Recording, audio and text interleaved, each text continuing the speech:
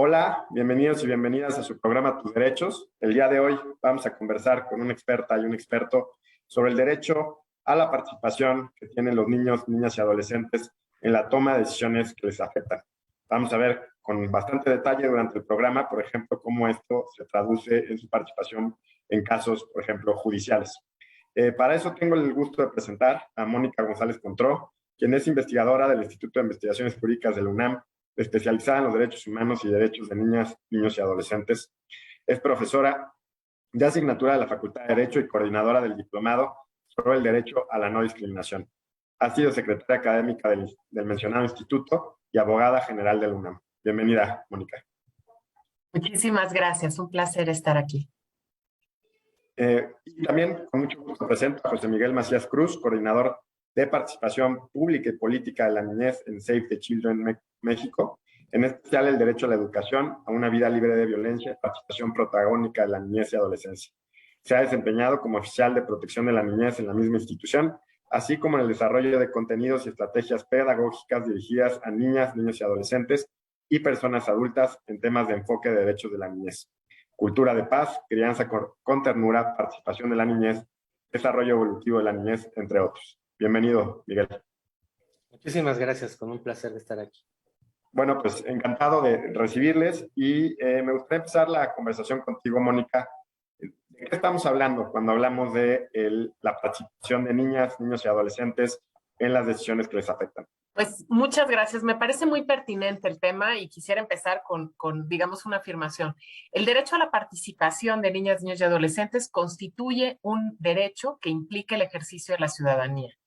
Y aquí es importante explicar que entendemos ciudadanía desde un enfoque muchísimo más amplio que la simple perspectiva de la ciudadanía legal o la ciudadanía constitucional, que todos y todas sabemos, pues que implica determinados requisitos, entre otros, pues tener 18 años de edad, tener la mayoría de edad, y cumplir con estos requisitos y para ello el fin de esta ciudadanía también pues es la participación política en las elecciones.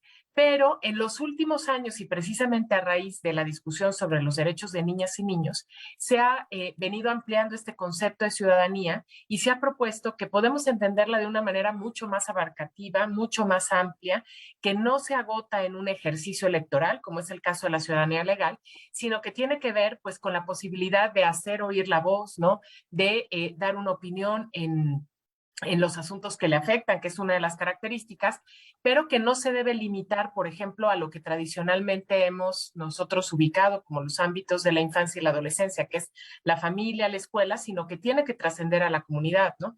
Podemos decir que no hay prácticamente ninguna decisión que se dé ni en el ámbito privado ni en el ámbito público que no afecte los derechos de niñas y niños, ¿no? Las políticas, pues cualquier ley tiene una repercusión directa o indirecta en los derechos de niñas y niños, en el ejercicio, las políticas de planeación, ¿no? Las políticas urbanas, etcétera. Entonces, creo que debemos entender que esto implica precisamente el reconocimiento de su calidad de personas titulares de derechos humanos, como establece el artículo primero de la Constitución, que no establece ninguna limitante precisamente para la titularidad de derechos y que además en su último párrafo prohíbe la discriminación por motivos de edad y que implica esto, ¿no? El reconocer que tienen una palabra que decir y que tienen una opinión que dar en la construcción pues de la convivencia y de todas las decisiones que afectan a la comunidad. Así es, y bueno, enfatizo, como ya lo dijiste, que se trata de derechos humanos y que además, bueno, los niños, niñas y adolescentes también son titulares y eso creo que hay que recalcarlo. Miguel, un tema relacionado con esto es, ¿por qué es importante este derecho a la participación, así en términos generales? Ya nos dijo de qué se trata Mónica, pero ¿por qué deberíamos de preocuparnos por que se reconozca, se cumpla, se proteja este derecho? Perdón, se punto del micrófono. Sí, claro. Bueno, claro, la doctora Mónica ha descrito como muy puntualmente lo que significa en términos de la normatividad, incluso en términos de lo que implica en términos legales, de instrumentos internacionales, etcétera.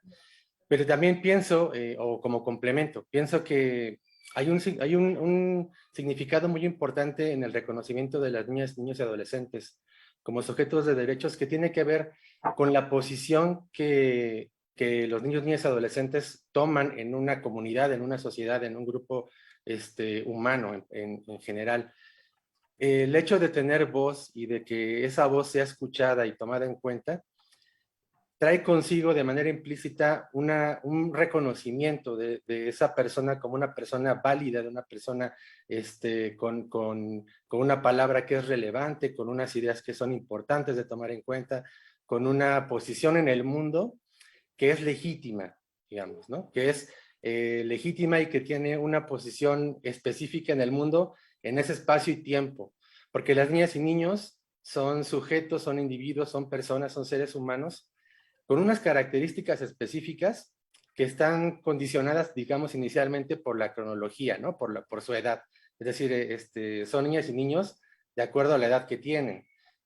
Cuando rebasan el umbral de los 18 años, entonces se convierten en adultos y toman una posición diferente, pero siendo niñas y niños, están presentes en el mundo con sus particularidades. Y esas particularidades no las hacen menos valiosas ni menos importantes que las de una persona mayor de 18 años. El hecho de que la convención desde su planteamiento reconozca y digamos promueva que todos los estados en el mundo reconozcan a las niñas y niños como sujetos de derecho, pienso yo que trae consigo esta situación fundamental que es reconocer su posición en el mundo, reconocer que están aquí en este momento como sujetos en el presente y que tienen algo importante que hacer, algo importante que decir, algo relevante que aportar a la comunidad desde donde están, ¿no? Desde su condición de niñez. Y es desde ahí, me parece, una situación que conlleva este enfoque de derechos como el reconocimiento fundamental de eso. Así es. Y Mónica, ya mencionaba Miguel la Convención de los Derechos del Niño, que prevé como uno de sus principios el interés superior de la niñez. Cuando se suele discutir o hablamos de los derechos de los niños, niñas y adolescentes, este principio es muy importante. Porque, ¿en qué se traduce, digamos, este interés superior y cómo se relaciona con el derecho que estamos hablando hoy, muy específico, el derecho a la participación? Muchísimas gracias. La pregunta es muy relevante por una sencilla razón, y lo voy a decir, digamos, primero para luego abundar en la explicación. El derecho a expresar la opinión, según el Comité de los Derechos del Niño, precisamente en una observación general, forma parte de los elementos a tomar en cuenta para determinar el interés superior de la niñez. Entonces, es un elemento constitutivo de precisamente todo aquello que se debe tomar en cuenta para valorar el interés superior de la niñez. Pero hay que decir también, porque a veces esto no se conoce tanto, el principio del interés superior de la niñez es un principio, desde luego, muy relevante, es el que más ha sido invocado en tribunales en México, es el que reconoce nuestra Constitución, pero no es el único que tiene la Convención. Y en este sentido, creo que es importante difundirlo para ubicar también en dónde está el derecho a la participación. El Comité de los Derechos del Niño, desde su primera sesión, que es el Comité de los Derechos del Niño, vamos a explicar, según la propia Convención sobre los Derechos del Niño, que fue aprobada por la Organización de Naciones Unidas en 1989, y establece en la propia Convención la creación de un comité de expertos internacionales que se encarga de vigilar que los estados cumplan con los contenidos de la convención y vayan adecuando su legislación, ¿no? Entonces, este órgano de expertos internacionales que se reúne en Ginebra identificó 4 principios rectores de la convención: el principio de no discriminación, el del interés superior de la niñez, el derecho a la vida, supervivencia, desarrollo y respeto a los puntos de vista del niño, que así se le llamó, pero que ha ido evolucionando también a partir de la reflexión de la propia convención, el derecho a participar de una manera muy amplia y así como lo mencionaba Miguel, para expresar esta opinión y esta posición desde la perspectiva de la infancia. Entonces, no podemos separar estos dos principios rectores, porque además el mismo comité en su observación general sobre el interés superior del niño señala que el interés superior se determina analizando sistemáticamente para cualquier decisión que se tiene que tomar, cómo se afectarán todos los derechos de niñas, niños y adolescentes. Y enuncia varios elementos que se tienen que tomar, ¿no? Pues desde el derecho a la identidad, el pertenecer a un grupo en situación de vulnerabilidad, etcétera, ¿no? Varios elementos. Y uno de ellos, muy importante, es precisamente su derecho a participar, su opinión, qué es lo que la niña o el niño quiere respecto a esa decisión que se tiene que tomar. Entonces, quien tiene que tomar la decisión tiene que armonizar todos estos elementos para ver cuál es la mejor resolución. Y solamente para cerrar diría que es muy importante que la misma observación general dice que se puede hacer tanto para niñas y niños en particular, caso muy claro, ¿no? En una decisión judicial, por ejemplo, pues de custodia, patria potestad, bueno, el juzgador, la juzgadora tiene que tomar en consideración todos estos elementos, incluida la opinión de la propia niña o niño, para determinar, por ejemplo, quién tiene la custodia o cualquier otra situación, pero también en términos colectivos, es decir, en las políticas públicas, toda decisión, incluida también la legislación, tendría que pasar por una evaluación de cómo se verán afectados sistemáticamente los derechos. Es decir, dime cualquier política o cualquier ley que se esté discutiendo, es evidente que esta tiene repercusiones en la vida de niñas y niños y una obligación que tendrían quienes están elaborando estas leyes, por ejemplo, los legisladores, sería valorar el impacto que tiene en todos los derechos, ¿no? No solamente en uno, porque la convención es un catálogo y la ley general en México, de la cual pues podemos hablar después, es un catálogo amplísimo que reconoce una pues gran cantidad de derechos a niñas y niños efectivamente como personas titulares de derechos. Claro. Bueno, pues importantísimo esto que nos mencionas. Hay otra pregunta, Miguel. Cuando hablamos del derecho a la participación, también se ha reflexionado, incluso a nivel internacional, sobre su relación con el derecho a la libertad de expresión de los niños, niñas y adolescentes y el derecho a la información. ¿Cuál es la relación entre estas tres, ¿no? El derecho a la participación, libertad de expresión y derecho a la información y, digamos, su vínculo y cómo, en su caso, los podríamos distinguir? Sí, muy importante, Roberto. Fíjate, yo pienso que una condición fundamental para una participación protagónica, una participación significativa de cualquier persona, pero en particular de niñas, niños y adolescentes, que es el tema del que estamos hablando, es la posibilidad de estar informados adecuadamente sobre los asuntos sobre los cuales van a participar o sobre los cuales quieren participar. Aquí estoy diciendo el quieren porque también es una cuestión muy importante señalar que la participación es voluntaria. O sea, los niños y las niñas también tienen el derecho de no ejercer ese derecho, digamos, ¿no? Tienen la facultad de decir, yo no quiero formar parte de esto o X, circunstancia en la que estoy en posibilidad de ser involucrado, tienen la posibilidad de no ejercerlo.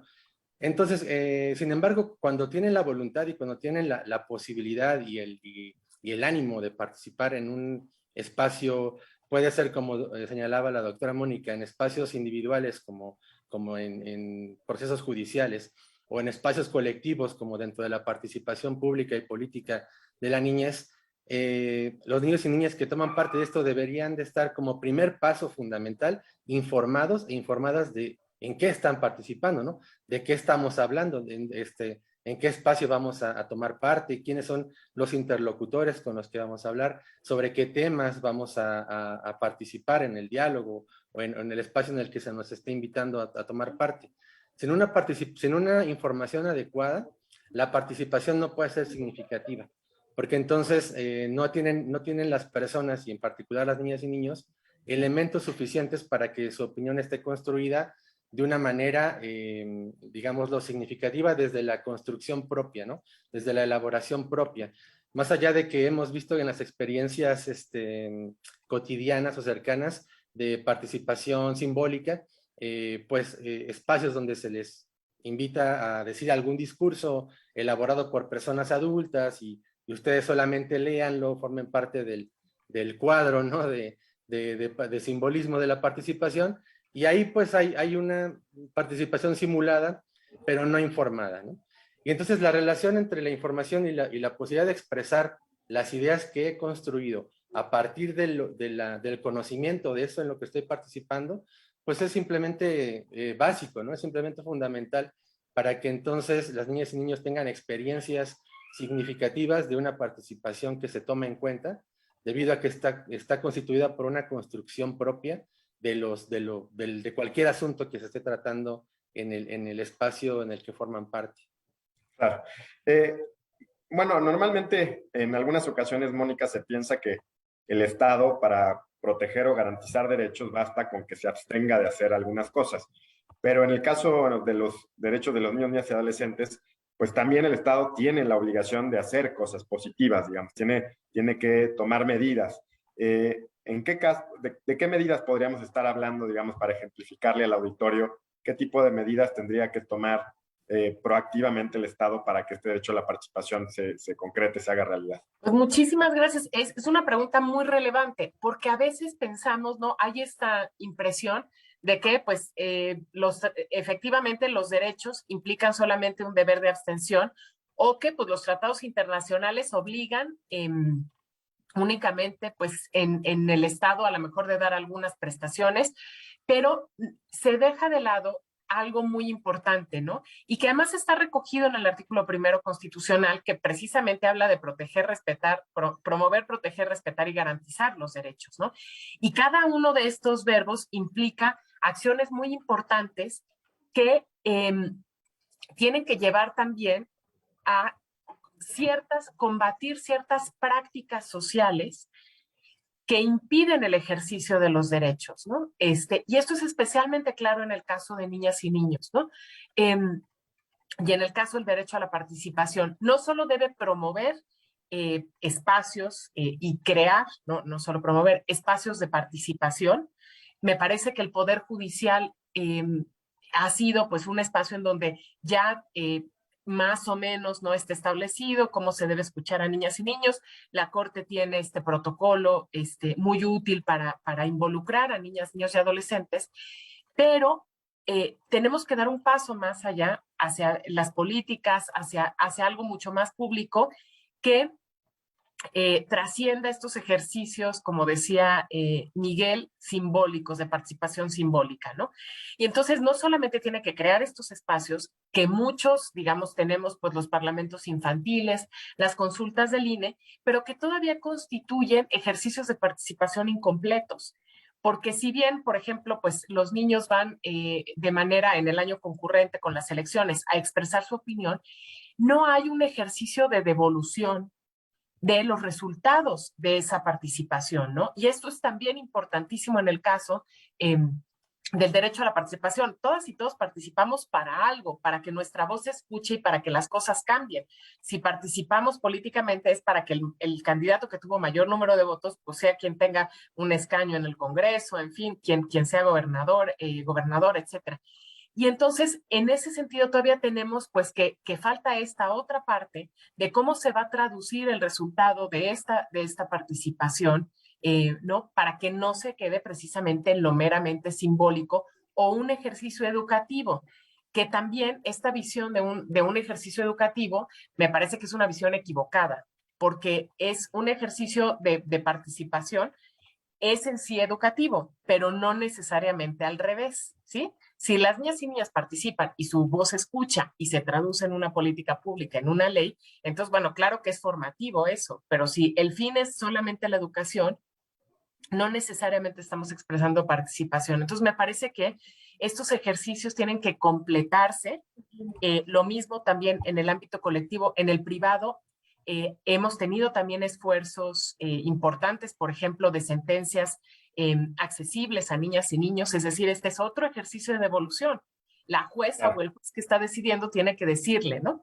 Y finalmente, perdón, también ya para concluir, tiene que haber un deber activo en promover la eliminación de los estereotipos que impiden la participación de niñas, niños y adolescentes, mediante campañas, mediante educación, porque pues muchas veces las representaciones sociales constituyen un obstáculo.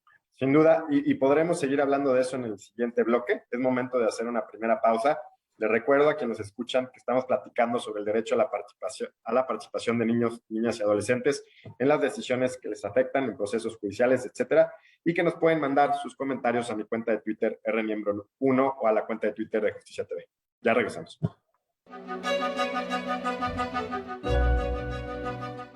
Ya estamos de regreso en su programa Tus Derechos. Estamos platicando sobre el derecho a la participación de los niños, niñas y adolescentes.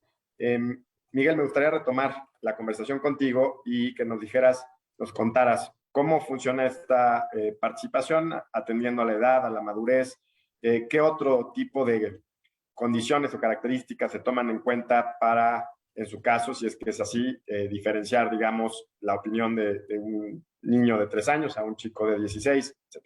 Sí, claro. Ahí me gustaría partir de un principio, o no sé si un principio necesariamente igual, Mónica me podrá corregir si estoy equivocado, pero un concepto muy importante que maneja la Convención sobre los Derechos del Niño en este aspecto tiene que ver con la autonomía progresiva, ¿no? Con este concepto de autonomía progresiva que no lo voy a analizar, digamos, en términos jurídicos, pero sí tal vez en términos prácticos. La autonomía progresiva tiene que ver con la consideración de la evolución de las facultades de las niñas y niños de acuerdo con su edad y madurez. Y de hecho, en el artículo 12, me parece, de la Convención, cuando habla sobre el derecho a ser escuchados de las niñas y niños, habla sobre un asunto como muy particular que en algunos casos puede provocar ciertas interpretaciones que no son adecuadas, digamos, dentro del enfoque de derechos, ¿no? Que tiene que ver con la posibilidad de formarse un juicio propio, ¿no? Habla así, como la posibilidad de las niñas ser escuchados como en esta condición de su posibilidad de formarse un juicio propio. Y entonces pone dentro del juego, dentro de la fórmula, estos aspectos de la madurez y la edad como aspectos condicionantes. Y a mí me gustaría hablar un poco de eso porque de pronto causa confusiones, digamos, en la interpretación o en la forma de decir si los niños y niñas son capaces o no de emitir su opinión y de que esa opinión sea desde esta consideración de su edad y madurez suficientemente válida o suficientemente importante para ser tomada en cuenta.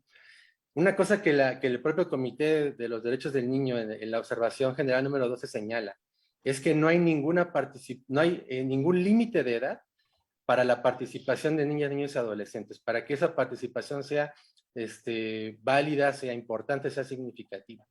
Eso significa que pueden participar niños desde los 0 hasta los 17 años, ¿no? 17, 12, 11 meses, etcétera. Esto es importante porque la consideración de la evolución de sus facultades y de su proceso evolutivo biológico de las niñas y niños encierra, digamos, aspectos o elementos que las personas que evalúan, valoran o forman parte, digamos, dentro de los procesos judiciales del proceso participativo, deben tener en cuenta muy, muy puntualmente cómo la comunicación puede ser efectiva para que esa participación sea considerada válida, importante, significativa. Algunas personas piensan, bueno, ¿cómo vamos a validar o a ejercer, digamos, la participación de niñas y niños que no pueden hablar o que no tienen todavía desarrollada esa capacidad, ¿no? Niños y niñas tal vez de 1 año, bueno, de 1 año ya hablan un poco, ¿no? Pero quizás de menos de 1 año de edad, ¿cómo podríamos tener en cuenta lo que piensan al respecto de lo que están viviendo? Y parece que como no es posible acceder mediante los medios convencionales de comunicación, entonces la posibilidad se cierra, ¿no? Completamente. Y yo pienso que con todas las personas, con todos los seres humanos, cualquiera que sea su condición, una persona es capaz de comunicarse si hace un contacto con esa otra persona como tal, como ser humano, fuera de la identidad de ser un niño o una niña de 6 meses o de ser un adulto de 30, 40, 50 años. Hay una condición básica, fundamental, que es que somos humanos, somos personas. Si como persona yo establezco un contacto de comunicación básica importante con un niño o una niña que no ha desarrollado todavía esas capacidades de comunicación, yo puedo establecer esta comunicación, este contacto humano y obtener de esa comunicación los datos que considero o que pueden ser valorados como una participación importante. Y entonces es tarea de la persona adulta que está inmersa en ese proceso, tener muy presente que yo requiero como persona adulta tener mecanismos de comunicación que permitan justamente una expresión adecuada de las ideas, que los niños y niñas entiendan muy bien lo que estoy intentando comunicarles, que yo como adulto entienda lo que están intentando comunicarme, y que las palabras, los significados, los simbolismos que utilicen, yo esté en posibilidades de interpretarlos adecuadamente para obtener información o para darle relevancia a esos datos. Entonces, diría que es importante desde este punto de vista, perdón, solo para cerrar esta parte, importante que las personas adultas tengan esas capacidades, tengan desarrolladas esas habilidades y sobre todo se posicionen en la comunicación con las niñas y niños en un nivel horizontal, donde somos personas, donde somos humanos comunicándonos, y eso me parece que es fundamental. Pues es importantísimo esto que nos dices, y a raíz de esto que nos dice Miguel, me gustaría, Mónica, regresar a algo que hiciste en un comentario previo. Dijiste dos, digamos, ejercicios que se han hecho para escuchar a los niños, niñas y adolescentes, que es los parlamentos, ¿no?, de estos ejercicios, o las consultas, mencionaste del INE, y que decías, bueno, aquí lo que ha faltado es regresarle a los niños el resultado, etcétera. Digamos, a la luz de estos parámetros que existen para llevar a cabo un ejercicio significativo de participación, ¿qué es lo que nos está faltando en esos ejercicios que ya mencionaste? Pues, a ver, primero decir que creo que ningún país en el mundo, ¿no?, ha resuelto de manera adecuada esta problemática, ¿no? Precisamente porque tenemos como en nuestra idea esta visión de la ciudadanía y de la participación política como algo realmente como muy limitado y muy pobre, ¿no? Es ir a votar el día de las elecciones y bueno, si alguien se quiere involucrar más, pues a lo mejor ocupar un cargo político, ¿no? Mientras que los derechos de los niños creo que constituyen una gran oportunidad para repensar incluso los mecanismos de participación, ¿no? Estas consultas, y me refiero a la edad adulta, y ahorita iré con eso, ¿no? Pero para decir, en primer lugar, bueno, una cosa que sería importante en estos ejercicios sería que fueran las propias niñas y niños quienes determinaran sobre qué quieren opinar, porque esto también es como desde el planteamiento de la misma consulta, el mismo ejercicio, bueno, cuáles son verdaderamente las inquietudes que tienen, ¿no? Sabemos pues que de repente hay limitaciones en términos de tiempo, de infraestructura, ¿no? Pero esto sería como un primer punto muy importante sobre qué se quieren pronunciar. Después, evidentemente, pues ¿no?, el desarrollo de la consulta, algo que ha sido muy positivo, que hay que decirlo, en los últimos años, es que se permite la participación también desde edades muy pequeñas a través de dibujos, ¿no? Esto que decía ya Miguel, ¿no? Que no es solamente quien pueda leer, ¿no? O tener esta capacidad para comprender y contestar un cuestionario, sino que a través de los dibujos también las niñas y niños pueden expresar sus inquietudes y participar activamente, ¿no? Y además nos dicen muchísimo los dibujos. Y posteriormente, algo que es importante es, en primer lugar, que no pase mucho tiempo en darse los resultados de la consulta y que ésta se devuelva a las niñas y los niños. Me estoy centrando un poquito en la consulta en línea porque es el ejercicio más grande y además es un ejercicio que creo que en México debemos conservar, es muy valioso y no complementarlo. A mí se me ocurre, utilizando los tiempos del Estado, decir, bueno, las niñas y niños dijeron esto y esto es lo que opinaron, y después cómo esta opinión que se virtió en la consulta se transforma en una política pública o en una ley, ¿no?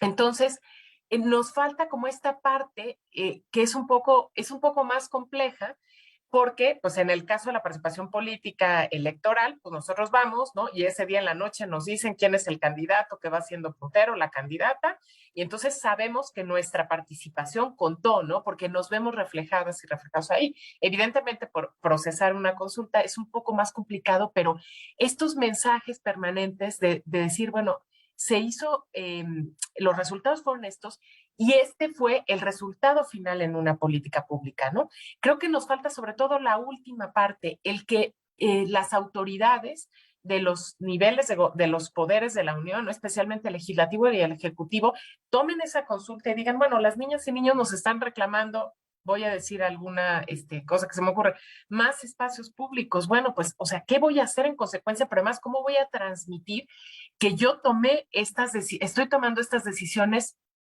de acuerdo a esta opinión, ¿no? Entonces, creo que esta parte nos hace muchísima falta y desde luego también bajar a decisiones como mucho más de la vida cotidiana, de la vida comunitaria, ¿no? Que esto es ahí donde yo creo que nos puede ayudar a repensar nuestra democracia y los mecanismos de participación política a las personas adultas, en el sentido de que nuestra participación no puede agotarse en elegir a alguien y olvidarnos hasta los siguientes durante 3 años hasta la siguiente elección, sino en cuestiones de la vida cotidiana tener comunidades muchísimo más participativas, ¿no?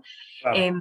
Involucrarnos precisamente en las decisiones de la comunidad. Entonces creo que esto es lo que nos ayudaría, pues si nos tomamos en serio, ¿no? En primer lugar, el derecho a la participación política de niñas y niños. Así es. Bueno, hay otro tema que solemos comentar aquí en el programa, que es los aportes que vienen desde el Sistema Universal de los Derechos Humanos, como también desde el Sistema Interamericano de Derechos Humanos. Miguel, el Sistema Universal pues tiene sus aportes. Me gustaría nos contaras, digamos, cuáles han sido desde tu perspectiva sus principales aportes para este tema del que estamos hablando. Tal vez incluso si tienes algo de la UNICEF que haya llamar la atención para el auditorio que esté interesado en el tema sobre el cual hay que prestar atención. Sí, claro que sí. Antes me gustaría, si me permites, retomar un asunto importante que me quedó en el tintero y que no me parece importante no dejarlo pasar respecto de lo que señalaba Mónica y en relación con el asunto de la edad y la madurez para poder participar. Es importante para mí puntualizar que la edad cronológica o la evolución biológica de las personas como posibilidades para participación, si consideramos solamente esos elementos como los elementos que nos permitan valorar si son las personas capaces o no de participar, me parece que queremos una interpretación parcial o tendremos una visión parcial de lo que significa, porque pienso una persona, una niña o un niño adolescente, que participa tiene las experiencias de participar en diferentes momentos, en la familia, en la escuela, en la comunidad, y es tomada en cuenta y es escuchada, a los 6 años, a los 5 años tendrá grandes experiencias de participación y por lo tanto capacidades desarrolladas para esa participación. Si un niño, un adolescente a los 15 años nunca ha tenido ninguna experiencia de participación, su voz nunca ha sido tenida en cuenta, su posición en la comunidad o en la familia no ha sido considerada como importante, llegará a la edad adulta sin ninguna experiencia y con capacidades muy limitadas. Eso significa que la edad o la evolución cronológica no son necesariamente la condición fundamental, sino la conjunción, digamos, de la evolución cronológica y la posibilidad de practicar la participación, ¿no? De ser parte, de tener las experiencias. Entonces me parecía importante poder retomarlo en ese aspecto. Ahora, respecto de lo segundo, creo que el aporte más importante desde este punto de vista de los instrumentos internacionales y de las instituciones internacionales de derechos humanos, pues es sin duda la Comisión sobre los Derechos del Niño como el elemento que constituyó un parteaguas, digamos, en la forma en que el mundo ve a la niñez, ¿no? O sea, el hecho de pasar de considerar a los niños y a las niñas como objeto de protección, como objeto de tutela, para ser considerados sujetos de derechos es un paso fundamental y digamos evolutivamente y muy importante para la humanidad, ¿no? Porque implica un cambio de perspectiva respecto de lo que son las niñas y niños dentro del mundo, ¿no? Como lo decía yo en mi primera participación, reconocer la posición válida, legítima en el mundo y como personas que son capaces de actuar, de transformar, de formar parte de los procesos importantes de la humanidad. Ahí me parece la aportación más importante a la humanidad y en particular a la niñez para reconocer una posición distinta, una posición Claro. mucho más reivindicativa respecto del mundo adulto, ¿no? Pues bueno, sobre este también aporte internacional, Mónica, antes de irnos a la segunda pausa, una reflexión sobre el derecho, sobre el Día del Niño, que en México lo celebramos en abril, ya estamos próximos. ¿Qué significa o qué deberíamos de digamos, de conmemorar en ese día? ¿Qué nos puedes decir sobre eso? Es una pregunta muy pertinente porque realmente hemos perdido el sentido original de lo que significaba el Día del Niño. El Día del Niño fue instituido hace muchos años, ¿no? Incluso antes de la Organización de Naciones Unidas, precisamente se instauró, ¿no? Se pidió a los países que señalaran un día para reflexionar y para visibilizar las condiciones en las que vivían niñas, niños y adolescentes en el mundo. Y pues esto con el tiempo ha ido perdiendo un poco de su sentido original y se ha convertido, lo cual quiero decir, pues no me parece, no estoy diciendo que dejemos de festejar a las niñas y los niños, porque se ha convertido pues en festejos en las escuelas, ¿no? En días de ocio, pues, y de juego, lo cual, repito, no está mal, pero no debe hacernos perder el sentido original, ¿no? Que es un día para visibilizar la situación de la infancia y la adolescencia, en aquel entonces, pues, con motivo de las grandes guerras, pero hoy en día también, pues la situación que hay niñas, niños y adolescentes en el mundo y también en nuestro país, ¿no? Entonces tenemos que recuperar esta y sobre todo el protagonismo de la infancia y de la adolescencia, porque a veces también pasa que las personas adultas nos apropiamos de ese día y entonces pues es un día para recordar nuestra infancia. Creo que podríamos buscar otros espacios para hacer esto y poner la centralidad, poner el acento y la reflexión en las niñas, niños y adolescentes. Digo, no les quitemos sus fiestas porque les encantan y eso pues es fundamental, ¿no? Todo lo que se haga, pero para visibilizar y para no poner el acento en niñas y niños de hoy, no a Claro. quienes fuimos nosotras y nosotros en un, ¿no? Pues en el ayer. Pues sin duda creo que es muy importante esta idea que nos dejas, el protagonismo que ellos y ellas deben de tener en esa fecha y no otra vez como suele suceder de los adultos, ¿no? Bueno, es momento de hacer una segunda pausa. Les recuerdo a quienes escuchan, estamos platicando sobre el derecho a la participación de niños, niñas y adolescentes en las decisiones que les afectan en procesos judiciales y en otras instancias. Ya regresamos.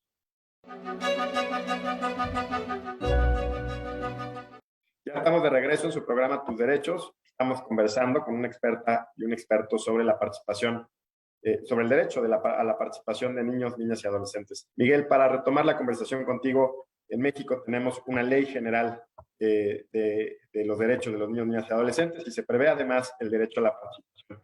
¿Qué nos dice esta ley al respecto? Sí, claro.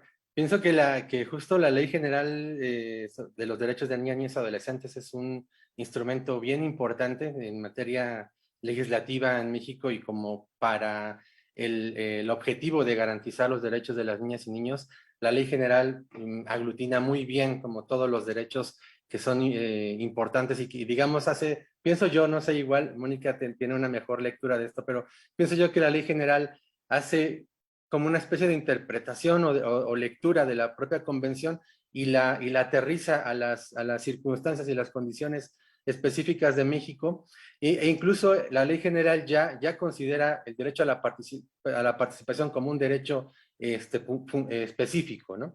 En la convención está, digamos que ligado con una serie de derechos o de artículos que están plasmados en la propia convención, pero la Ley General de Derechos del Niño, en su artículo segundo, habla específicamente del derecho a la participación y lo conceptualiza, digamos, ¿no? Como un derecho particular de las niñas y niños y adolescentes. Pienso yo que incluso como derecho tiene una relevancia tal que se convierte como una especie de tema transversal, como un eje transversal de la propia ley, porque en toda la reglamentación y en toda el planteamiento de las responsabilidades y de las obligaciones de cada uno de las autoridades o de los organismos nacionales que tienen que ejecutar la ley, implica o menciona responsabilidades y obligaciones relacionadas con el derecho a la participación y entonces establece que las entidades específicas o las autoridades correspondientes deberán de implementar mecanismos para la participación y además ya la propia participación la adjetiva muy puntualmente como significativa, adecuada, considerando enfoque de género y de etnia, ¿no? Y de etnicidad, digamos. Entonces ya me parece que la ley en sí mismo amplifica, interpreta y aterriza muy bien el propio derecho a la participación. Recientemente hice un pequeño mapeo como para revisar la normatividad que aglutina, digamos, todo el derecho a la participación. Y encontré que hay por lo menos 3 instrumentos nacionales, donde la ley general es el más importante, pero derivado de la ley general, me parece, si no estoy equivocado, está también relacionada o sale como un brazo importante el sistema de protección integral de niñas, niños y adolescentes, el CIPINA, y todas las responsabilidades que el CIPINA como sistema tiene para el ejercicio de todos los derechos y para las funciones de todas las instituciones de gobierno que tienen parte o que son parte del sistema, en todos los derechos, pero también particularmente con respecto al derecho a la participación.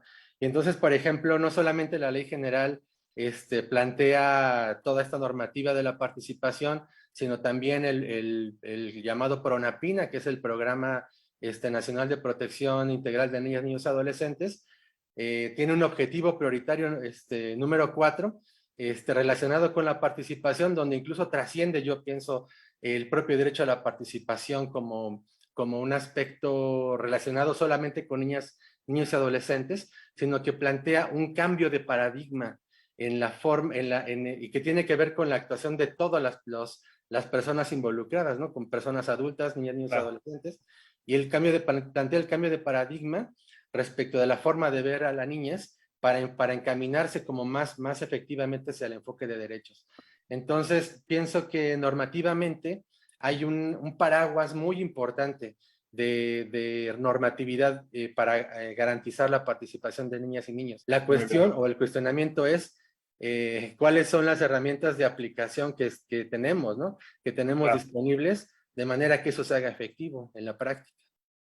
Pues, bueno, sí, no, sin duda hay retos de implementación en muchos ámbitos y de hecho en este programa, pues en muchas ocasiones nos topamos con que la legislación está ahí, está, digamos, a la vanguardia o está cumpliendo con estándares internacionales, como parece ser el caso, y en algunos casos, pues esto no se logra en la realidad. Ahora, Mónica, me gustaría irnos a otro ámbito de la participación, ya lo has mencionado también en algunas de tus intervenciones, pero si pudieras ahondar, digamos, la participación en temas en el ámbito electoral de niños y niñas. Hay los partidos políticos tienen en esto alguna obligación particular. ¿Hay alguna reflexión, digamos, que te amerite la participación en este ámbito que sea propia de la materia electoral? Pues sí, creo que es un tema urgente de discusión, porque ciertamente hay que decirlo, los partidos políticos abusaron sistemáticamente, ¿no?, de la imagen de niñas y niños para fines electorales, ¿no? Desde estas fotografías que salían las candidatas y los candidatos, los eventos, etcétera, ¿no? La ley general buscó regular esto y también hay unos lineamientos para la participación sobre todo el uso de la imagen de niñas y niños.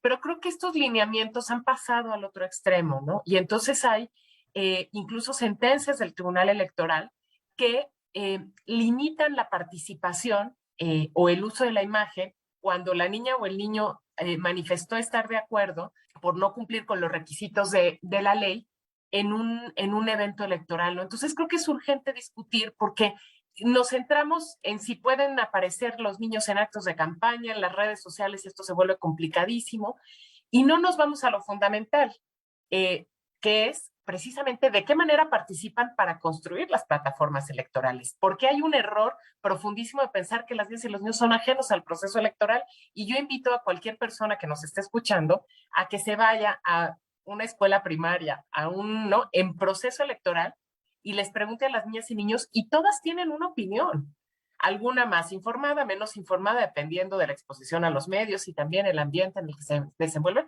pero niñas y niños tienen una opinión política y un posicionamiento, les gusta un candidato y no les gusta otro por diversas razones, ¿no? Pero entonces lo que ha pasado es que están ausentes, digamos, de la participación en la construcción de las plataformas políticas y las propuestas de gobierno, y se utiliza su imagen, ¿no? Entonces, creo que tenemos que sentarnos a discutir cómo puede hacerse efectiva esta participación, no dándoles el derecho al voto, porque me parece que esto es una falacia y es una discusión falsa que no nos lleva a ningún lado, el de bajar la edad para votar, que no es lo mismo que participar, ¿no? Lo mismo, por ejemplo, pues en el Plan Nacional de Desarrollo, del cual no se debe desprender, el mismo PRONAPINA que ya mencionaba Miguel, que hay que decir, ¿no? Que el PRONAPINA salió en diciembre del año pasado. Estuvimos 3 años de gobierno sin un programa que debe desprenderse del Plan Nacional de Desarrollo. Y entonces tuvimos 3 años en donde la infancia no estuvo presente, ¿no? Entonces, creo que tenemos que trascender estas dicotomías y estas prohibiciones y estos lineamientos que tienen que tener condiciones muy rígidas que no permiten precisamente que se haga oír la voz de las niñas y niños, pero en lo verdaderamente sustancial. No es en la imagen que aparece con los políticos, sino en las políticas que van a redundar en su bienestar. Muy bien. Bueno, pues es un tema pendiente en la agenda, así que bueno, estaremos atentos a la que tanto tú como Miguel contribuyan en el futuro seguramente en esta temática.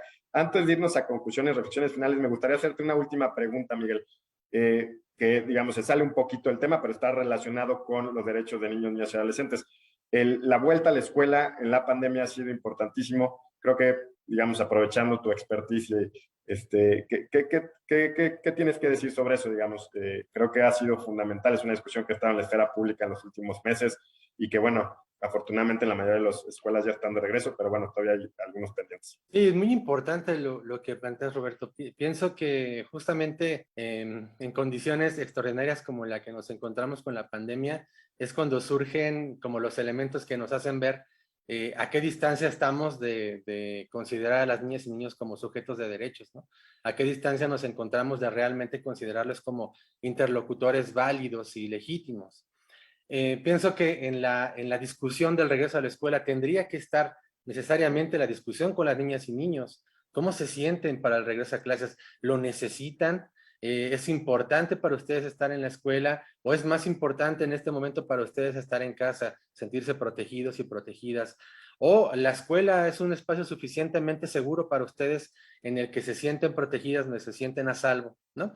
Generalmente la escuela y la casa son los lugares que por experiencia de contacto en el trabajo con niñas y niños, sé que son percibidos como los espacios más seguros en general para las niñas y niños. La escuela y la casa son los espacios de seguridad y de contención por excelencia para las niñas y niños desde su propia percepción. Pero eso es una cosa y otra cosa es dar por sentado también que lo que pensamos los adultos es lo que las niñas y niños piensan, ¿no? Si bien es verdad que como adultos tenemos que asumir un rol en la protección y en la supervivencia de las niñas y niños, eso no es un motivo suficiente como para dar por sentado que las niñas y niños no tienen algo importante que decir al respecto, ¿no? Si las niñas y niños tienen que regresar a la escuela o no, puede ser planteado como una urgencia social, digamos, de grupo humano donde vivimos, pero también es importante considerar qué es lo que piensan los niños y niñas. Claro. Quizás no necesariamente para decidir si sí regresan o no, pero para saber qué les preocupa, para saber qué cosas les parece importante solucionar en la escuela a la que van, si sienten que no es seguro, ¿por qué no es seguro? ¿Y qué tendríamos que hacer para que entonces se sientan bien, para que se sientan a salvo? Pues muy importante, gracias por esta reflexión. Bueno, es momento de irnos a las reflexiones, conclusiones finales. Mónica, si quieres empezar. Pues yo empezaría retomando este comentario de Miguel para mencionar sobre la importancia precisamente que tiene en las obligaciones de las autoridades respecto a los derechos de las niñas y los niños el combatir los estereotipos que impiden el ejercicio de los derechos y muy en específico el ejercicio del derecho a la participación. La Comisión de Derechos Humanos de la Ciudad de México hizo una consulta precisamente sobre el regreso a la escuela. Y entonces se preguntó a niñas, niños y adolescentes, pues si querían regresar, no, si no, bueno, en fin, está disponible, se llama Infancias Encerradas. Pero lo que fue muy interesante de este ejercicio fue precisamente la reacción de las personas adultas, ¿no?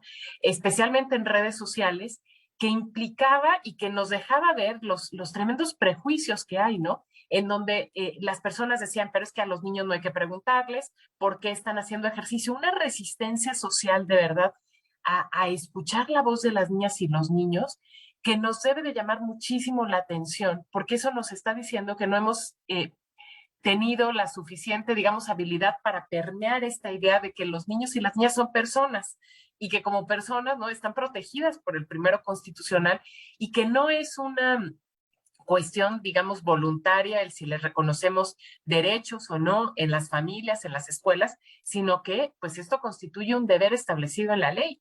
Claro, son deberes que pues se tienen que ir llevando, cumpliendo en estos espacios también, pero que creo que ahí tenemos un reto importantísimo en combatir estas representaciones sociales, estos estereotipos, pues que nos indican que niñas y niños no saben, no conocen, no tienen nada que decir, ¿no? Que su opinión no es importante y que ellos no saben finalmente lo que les conviene. Entonces creo que Claro. tenemos que ir transitando en esa línea para poder pues hacer plena la Convención sobre los Derechos del Niño. Muchas gracias, Mónica. Miguel, tu turno, por favor. En el mismo sentido de Mónica, creo que es muy importante llevar esta discusión hacia los ámbitos más personales, más cotidianos.